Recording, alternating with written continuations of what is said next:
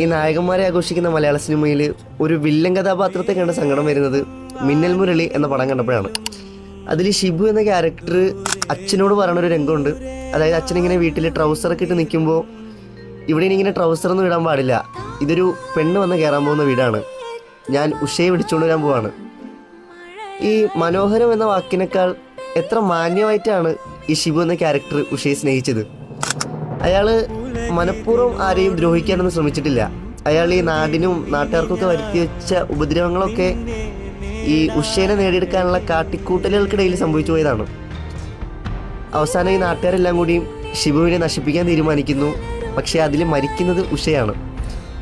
When love disappears you have to fear. അതായത് ഈ ഷിബു എന്ന ക്യാരക്ടർ ഇത്രയും കാലം ജീവിച്ചത് ഈ ഉഷയെ നേടാൻ വേണ്ടിയിട്ടാണ്. ഉഷ മരിച്ചു, അയാൾ ആകെ തകർന്നു. അങ്ങനെയാണ് അയാൾ ആ നാടിനെ മുഴുവൻ നശിപ്പിക്കാൻ തീരുമാനിക്കുന്നത്. ആ ഷിബു എന്ന ക്യാരക്ടറിൻ്റെ സ്ഥാനത്ത് നമ്മളൊക്കെ ആയിരുന്നെങ്കിൽ എന്ത് ചെയ്യുമായിരുന്നു?